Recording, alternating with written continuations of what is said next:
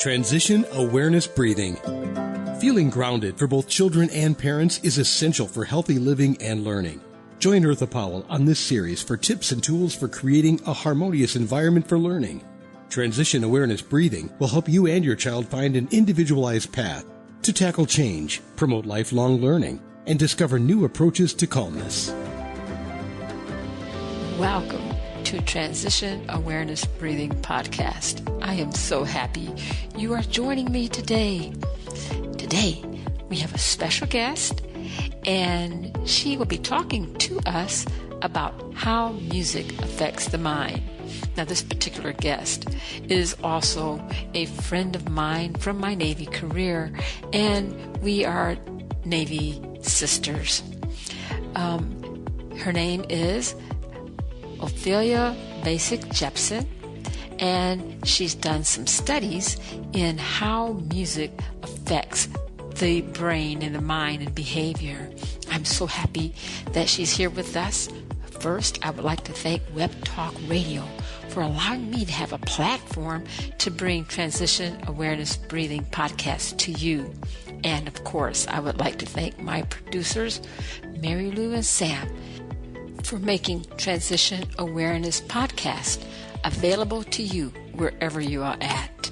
And I just want to remind you that the information that Phil and I will be talking about is purely for education and information purposes.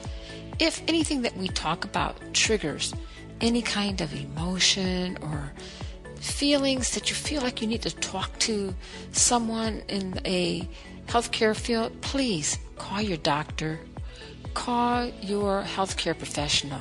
It's okay.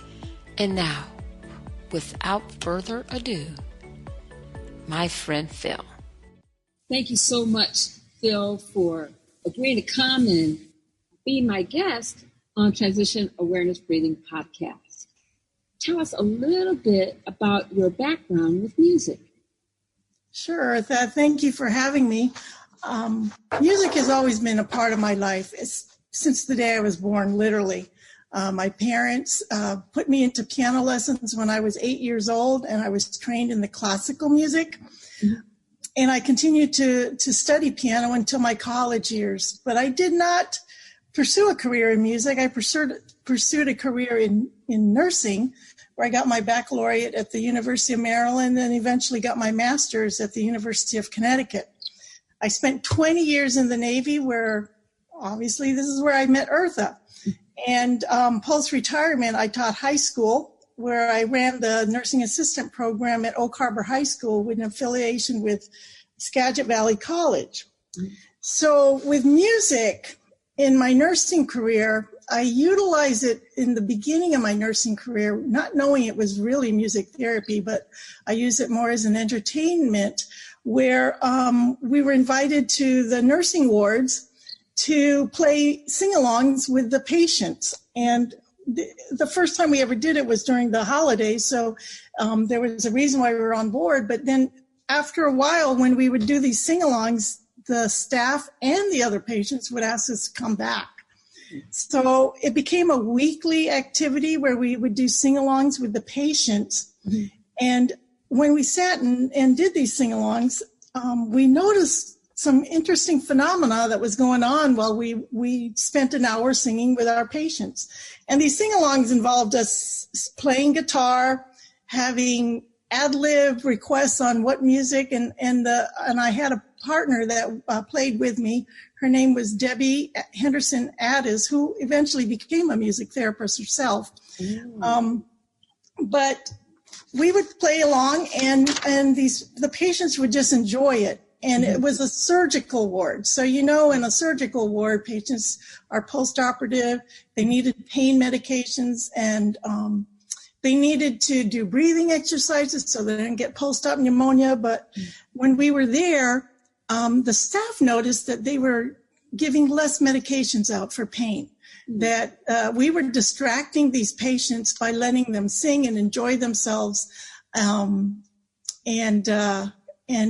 they didn't have to do a lot of patient care other than supervise other patients that may have been straight out of surgery, but these other patients who were well enough to sing along with us, they were having a good time and requesting very little pain medications during that time.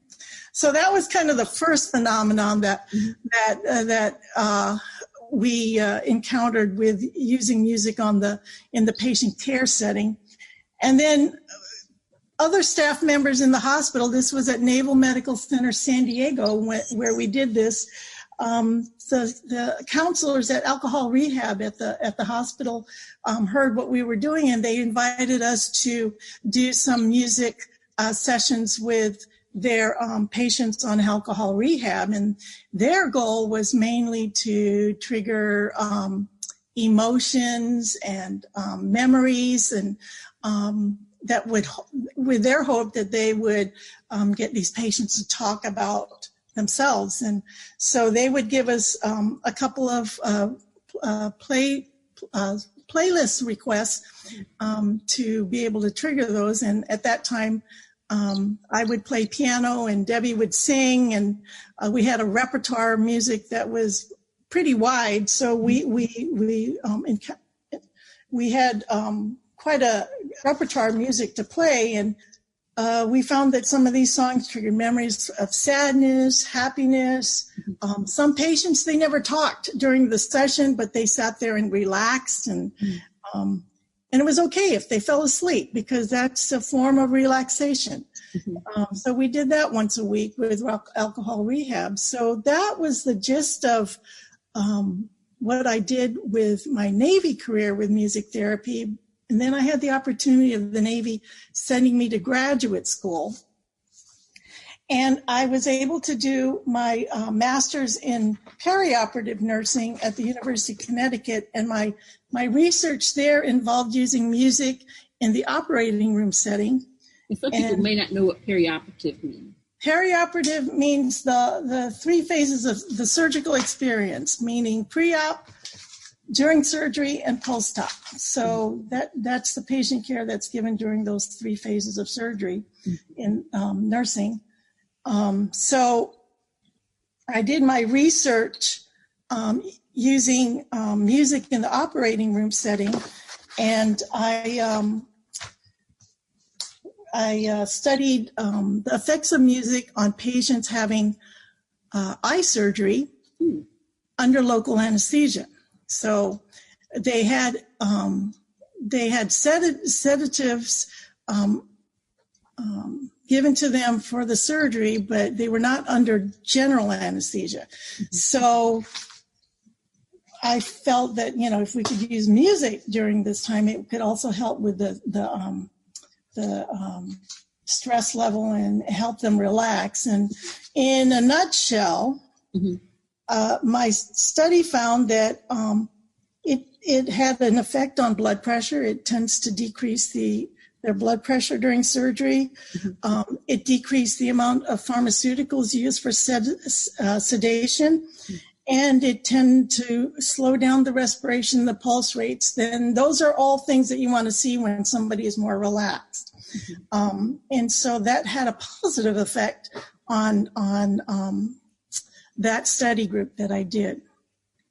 Amazing. So, it seems that in your early years when you were working with Debbie, you guys were kind of hypothesizing almost, because you had something, which was music, and the patients on the surgical ward were responding positively. They were not asking for pain medications, and they were participating, which, as we spoke earlier, they would breathe, because, you need to take a breath to breathe. Correct. Take a breath to sing, rather. And so all that was all good. And then when you did your playlist on the alcohol rehab unit, it stimulated different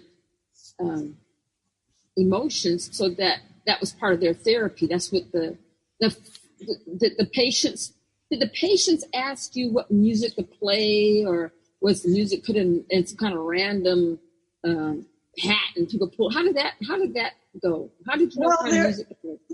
A lot of the music that was requested were through the counselors because they knew who the patients that they had, and there were certain emotions they wanted to trigger from their patients. So they gave us a playlist. Can you play this song and this song? And then everything else we just kind of filled in. Every once in a while we'll get a request from a patient, but rarely. It was mainly from the counselors that gave us that playlist because they were hoping to trigger some kind of memory or emotion out of particular patients in the group. And the group usually had about maybe 6 or 7 people in it, so it was not a big group. So it was a more intimate knowing of the patients that were in that group in alcohol rehab. And so what about the patients that when you were doing your graduate work, did you do a playlist, or did they submit the music? How did that go? How did you select the music? I actually had a playlist. I was the playlist I had was I was given permission by Helen Bonney, and she was one of the pioneers of music therapy. And I had gotten hold of her when I was developing my research on there, and asked permission to use her playlist. And she gave me 4 playlists. One was classical, one was easy listening, another one was soft country, and I gave the patients the choice of which playlist they wanted to listen to during surgery. So that's the playlist that she gave me, she had done research on as something that did have positive effects on patients. So it's not something where I just kind of put together randomly. I actually used a playlist of songs that was already researched by actual music therapists. Okay. And so did you find any difference as far as the types of music people played and their responses? Yes. I know this is kind of technical, but we just want to know. Well, yeah, there's definitely a difference. Not everybody likes country. Not everybody likes classical. Not everybody likes, certain genres of music that other people might like. So that certainly played into my results. For example, one patient had picked the classical music genre, and within the playlist was a song that was opera, and responded very negatively to that particular song in the playlist, although everything else was fine, because she found that the music sounded like a screeching cat, which when we start talking about the elements of music that play into what gives you a positive response, that certainly played into it, because she didn't like the tone of the music, and it certainly was not one that was music to her ears, to say the least. So, but studies have shown that when you listen to music that you prefer, the more positive effects you will get. So for me, if I listen to hard rock and acid rock, it just does not do me any good. That's my personal preference, but I can listen to almost anything except that type of music. Whereas somebody else, whereas my son can listen to that and love it. And he will probably have the positive results. Correct. The reduction in blood pressure. And well, I don't know if he would get the reduction of blood pressure on that one. It might give him the motivation and stimulation that is also positive, has positive effects on that. That's a good point, that how music, when you say a positive result, that is not always relaxation, but it may be motivating. Correct. Music tends, it's shown by research that music stimulates the cerebellum. The cerebellum is the part of the brain that is crucial in motor control. And so between that communication with the cerebellum And that communication with the limbic system, which is part of the brain system, which is associated with emotion, that put together, explains why, when you listen to a really good upbeat song and then you all of a sudden want to dance, because it's talking to your cerebellum, making you want to move, whereas it's also talking to your limbic system, which is associated with emotion, and it starts transmitting the people will know this as the feel-good hormone, dopamine, and it makes you want to dance. So that's the kind of how music kind of stimulates you. And and people have seen this also with when you do an exercise, a group exercise class like Zumba or aerobics and all that, you notice they always play music. And so when the music is playing, it stimulates you and it motivates you to move. There are times I've gone to Zumba class and go, I'm too tired to do this. And as soon as the music plays, I'm so stimulated I could finish the routine, So the limbic system, part of the brain, that deals with the emotion. Yes. And the motivation, that's the part of the brain. Right. Your ability to think, your cognitive abilities, your memories. So that is one of the main parts of the brain that kind of plays into you appreciating the music you listen to. And with mindfulness in my reading and research,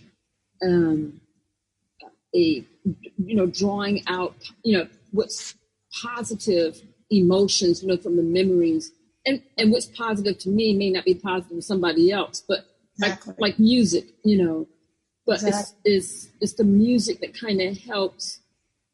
Maybe how can I open up the channels, because sometimes, with our lives being so busy and so flooded, especially in 2020, so much going on, it gets bogged down with so much stuff. And it seems like the music kind of it's like opens up, it triggers some of those positive memories and emotions. Yeah, and it's if you listen all around you, where you go in the malls, where you go anywhere, there's music. I mean, very rarely do I drive my car without the radio on, but all of that, even despite what kind of music you listen to, there's a lot of different elements of music which influences how you respond physiologically, how you respond emotionally to the music. Can you go on a little bit more about that? Sure. Some of the main elements that you look at is tempo. Tempo is the speed of the music. The slower the tempo and the more regular the beat, it tends to be more relaxing. The faster the tempo, the more stimulating it'll be, and it encourages motivation. And one good example of this is, people have probably heard this, that when you're doing CPR on a patient, listen to the music of Staying Alive and do your compressions to the beat of Staying Alive, from the Bee Gees. And that gives you the tempo you need to do chest compressions. Where the slower tempo and the more regular the rhythms are, it can quiet your mind and relax your muscles. Okay. Another element of music is dynamics, which definitely is the volume. The softer the music, the more relaxing. The louder the music, the more stimulating and motivating it can get. The other thing to consider is the melody line. The more simple it is, it'll be more soothing versus if it was dissonant. Dissonant meaning that these are, music that has surprise notes coming in and that you can't anticipate what the next note would be. That can really kind of up your blood pressure versus decrease your blood pressure. And then the other element of music is, we've talked about this earlier, is the genre. Not all people like the same type of music. And some of the music that tends to promote relaxation includes soft rock, classical, not all classical, but a lot of the quieter classicals, light jazz, soft instrumentals, and nature sounds. People don't think of nature sounds as music, but anyway, but that's basically what that is. And then when you take all of these elements and then you play that type of music in a therapeutic setting to address somebody's physical, emotional, their cognitive or social needs, that becomes music therapy. So I wonder, you mentioned going into different stores and things like that, and how music is all around us. I'm sure, people who are into marketing know all about that part of marketing. When I was in graduate school, and marketing was part of my studies, and you are certainly right. The colors, the music, the smells, all the senses, right.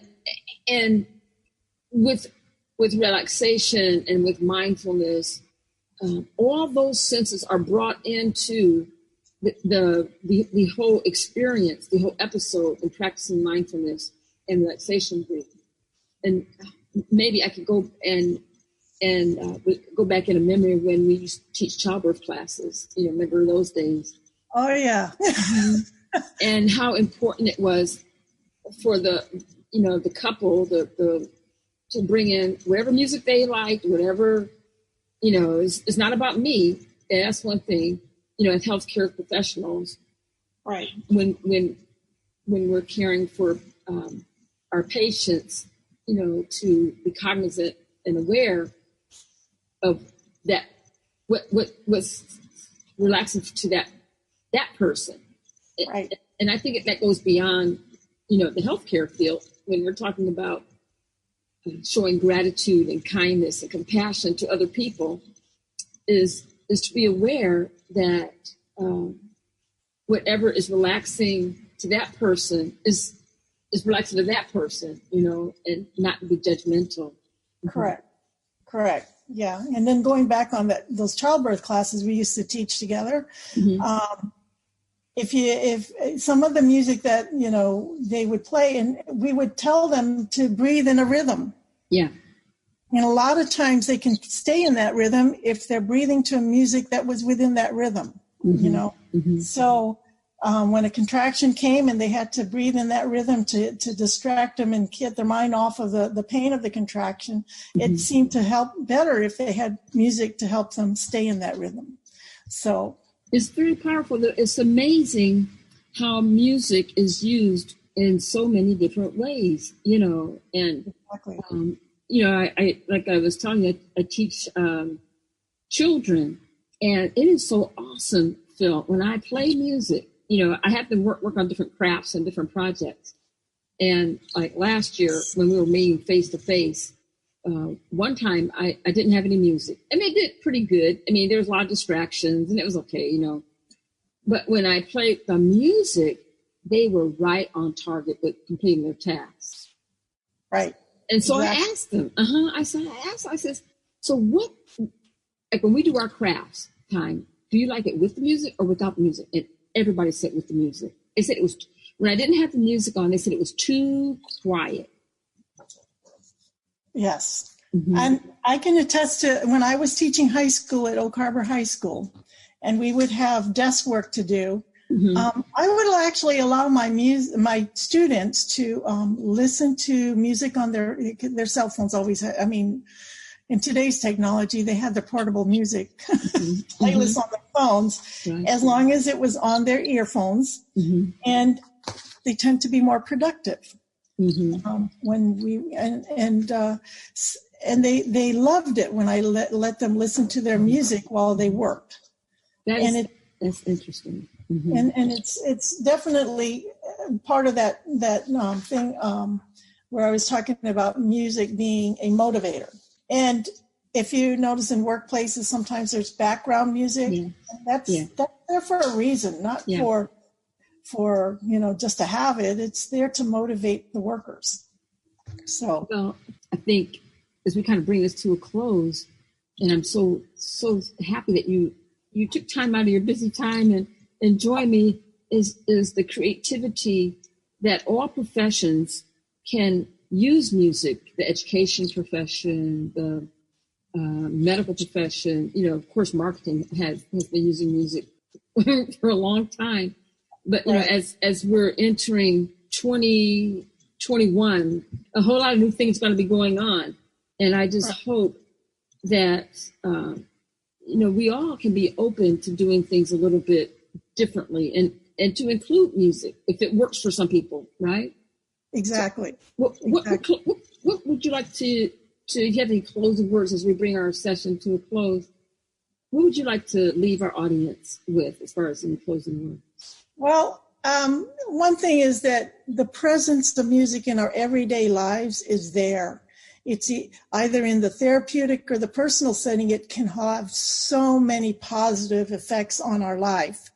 And the beauty of music is that it is a universal language that can be appreciated throughout many cultures. So it's not something that you have to worry about understanding because of language barriers. There is no language barrier in music, and that's the beauty of it. That's great. Thank you so much, Phil. And just going to thank my listeners. Thank you, everyone, for joining us in Transition Awareness Breathing Podcast. And I look forward to talking to you again next time. Have a great day. Be sure and pick up a copy of Eartha's new book, Tab Mindfulness, Awareness and Coloring Activities in a Pandemic World. It's not just an ordinary coloring book. It features 23 illustrations to stimulate thought, relaxation, and creativity for anyone between the ages of 4 and 94. Increase your positive self-talk energy. Unlock new creative paths. Transform your time once or twice a week to create beautiful art while strengthening confidence, building positive self-talk, and sensitize self-awareness. Tab Mindfulness, Awareness and Coloring Activities in a Pandemic World. It's available now at Amazon.com.